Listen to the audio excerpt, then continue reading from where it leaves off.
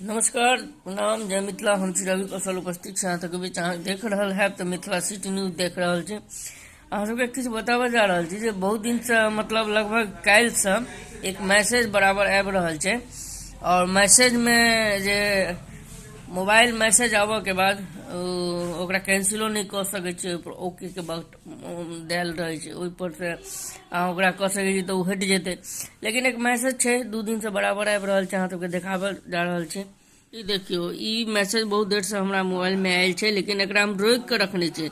ई नीचा जे अहाँ ब्लू बटन देख रहल छी, ओके बटन, एकरा हम नहीं हटेलिए। किया तऽ ई जे कहलहुँ मैसेज छै, this is the sample of testing message sent through cell broadcasting system by department of telecommunication government of India.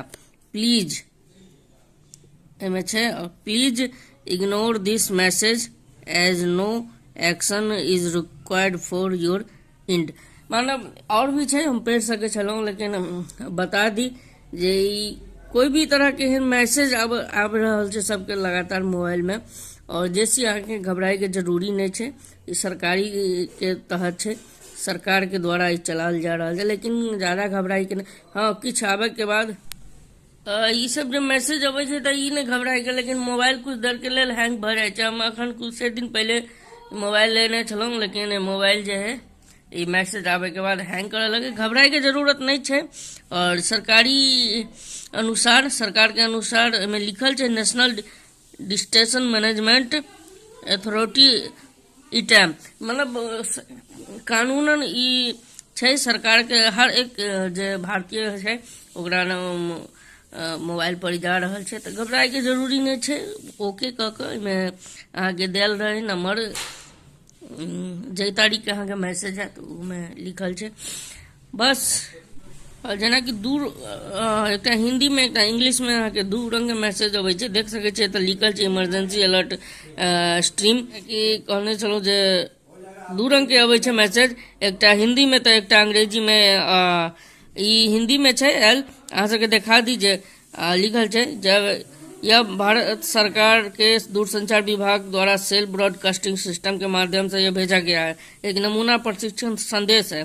कृपया इस संदेश पर ध्यान न दें, क्योंकि यह आपकी ओर से किया कार्रवाई आवश्यकता नहीं है।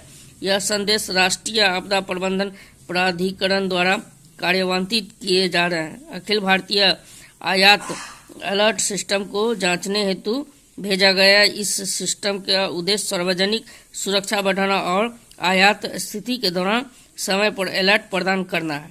टाइम यानी टाइम स्टेप यानी 6 तारीख के 10 सितंबर के 2023 में, और 1 बजे लगभग 2 बजे के आसपास PM मैसेज आयल छलै, जे हम अहाँ सबके देखा रहल छी।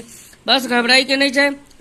ई मैसेज सरकारी के अनुसार छै, और बस किछु अहाँ सब ऐसा पर किछु हैत नहीं, बस एकटा फॉर्मेलिटी के लेल सरकार जांच करै छै, बस एहि के लेल ई मैसेज अबै छै।